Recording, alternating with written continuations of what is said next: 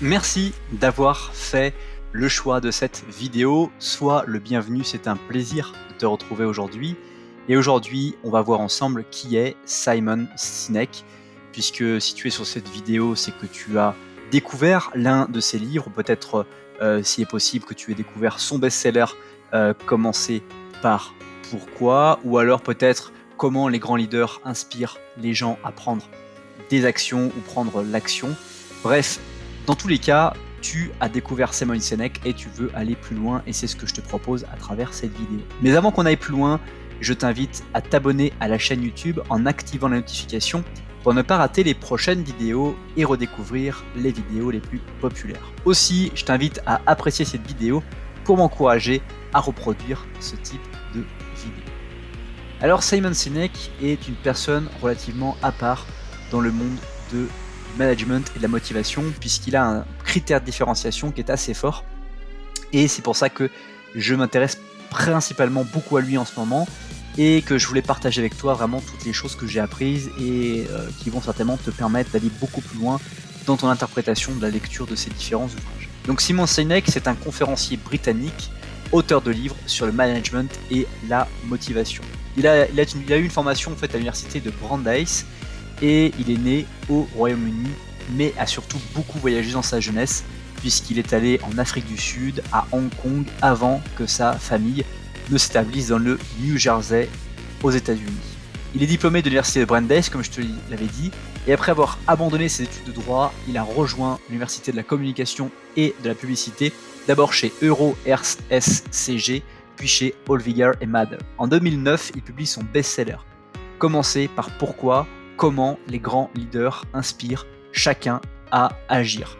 La même année, il a participé à une conférence TED et son intervention Comment les leaders inspirent l'action se classe parmi les 10 conférences TED les plus appréciées, avec plus de 10 millions de vues en 5 ans. Donc tu peux d'ailleurs trouver cette vidéo TED, je te mettrai le lien dans la description. En 2011, il intervient à une conférence TED, la TED Maastricht, avec une intervention intitulée Le premier pourquoi et après la croyance. En 2014, à TED 2014, il enregistre Pourquoi les leaders nous font nous sentir en sécurité. Et en 2014, il publie également un second ouvrage, Les leaders mangent en dernier, pourquoi les leaders mangent en dernier. D'une manière générale, Simon Sinek est une personne qui est extrêmement intéressée au management de l'entreprise et sur la réussite d'une entreprise par rapport à une autre. Il s'est intéressé entre autres aux militaires, à essayer de comprendre comment les militaires faisaient pour donner une discipline, une autorité, tout en permettant d'atteindre des objectifs. Et c'est ça qui est vraiment intéressant dans les différents ouvrages de Simon Sinek, c'est qu'on apprend, comme toute personne qui travaille dans une entreprise ou qui est entrepreneur et qui a fondé une entreprise avec plus ou moins un certain nombre d'employés, on apprend grâce à Simon Sinek des astuces, des techniques pour pouvoir mieux vivre et incarner une forme de leadership, une forme d'autorité qui est saine pour l'organisation, puisque très souvent ce qui se passe, c'est que on a l'impression que les choses sont difficiles à manager, et que une fois qu'on dépasse en fait le produit ou le service d'une entreprise et qu'on cherche à avoir une excellence managériale ou une excellence opérationnelle, eh bien ça devient d'ailleurs très difficile. C'est pour ça que Simon Sinek a développé un concept extrêmement intéressant sur le pourquoi. Lorsque tu vas commencer par pourquoi notre entreprise existe, pourquoi notre entreprise fonctionne, lorsque tu vas avoir un fort pourquoi, tu auras beaucoup plus de facilité à pouvoir savoir comment servir tes clients, comment incarner la vision que tu veux. Donc trouver son pourquoi selon Simon Sinek, c'est la première chose que toute entreprise, que tout service, que tout entrepreneur doit faire autour de son produit et son service. Pourquoi faisons-nous ce service? Pourquoi faisons-nous ce produit? Et une fois qu'on va réussir et que l'équipe va réussir à savoir son propre pourquoi, l'énergie, les résultats, la performance opérationnelle qui sera déroulée sera extrêmement intéressante.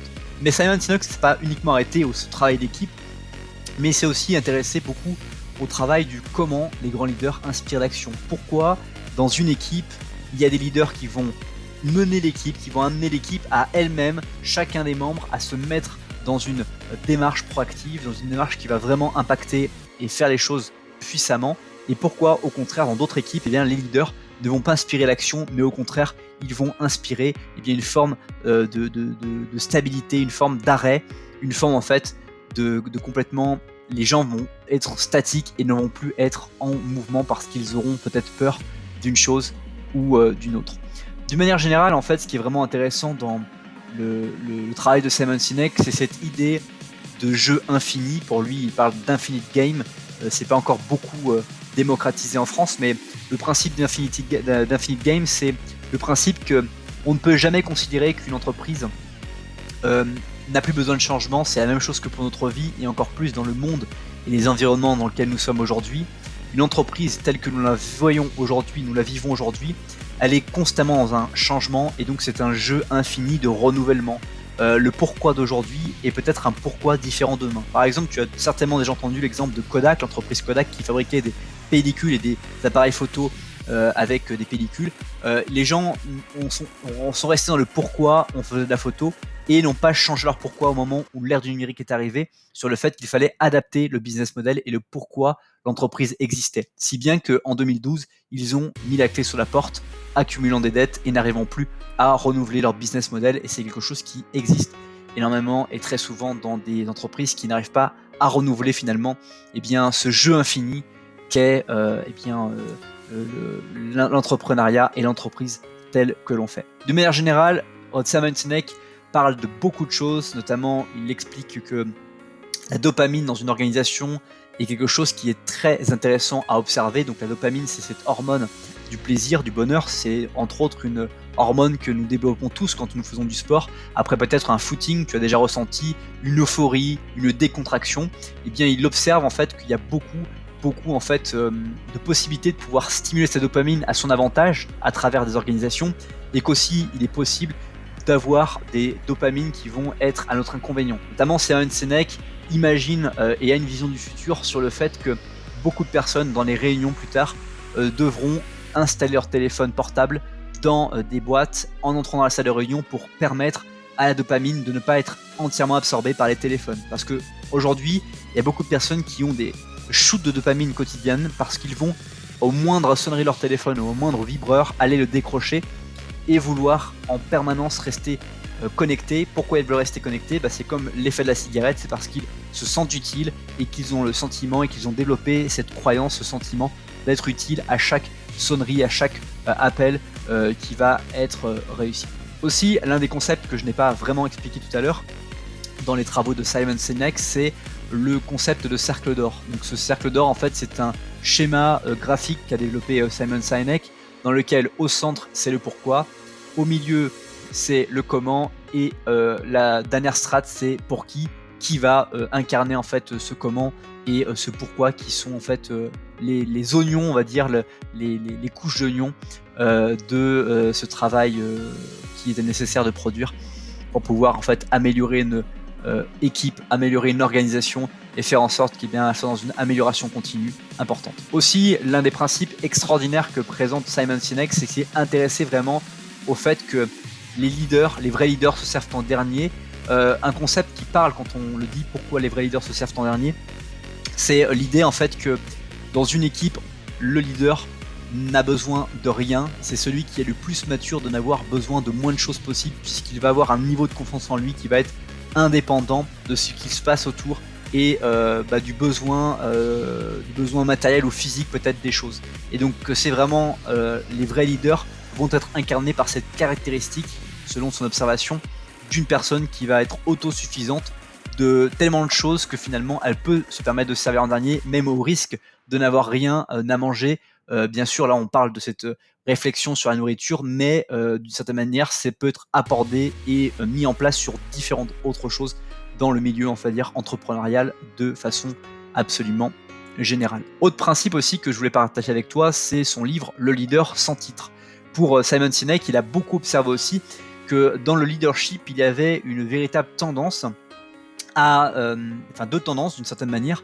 Une première tendance à exclusivement se focaliser sur le titre ou la fonction que quelqu'un occupait pour avoir un niveau de crédibilité si c'est nous qui avons cette fonction-là, ou pour pouvoir jauger, mesurer le niveau de crédibilité d'une personne que l'on rencontre.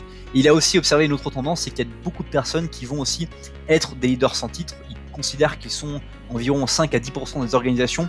C'est-à-dire que ce sont des personnes qui, quel que soit leur titre, vont avoir un impact, une valeur ajoutée qui va aller au-delà de leur champ de compétences parce que leur pourquoi est tellement imbriqué dans l'entreprise qu'ils vont servir des choses, apporter une valeur ajoutée qui n'est même pas demandée dans un environnement, mais qui n'est même pas souhaitée par l'environnement et qui est apportée gratuitement de manière, on va dire, ouverte, sans attente, voilà, sous-entendu par la personne qui va apporter ça.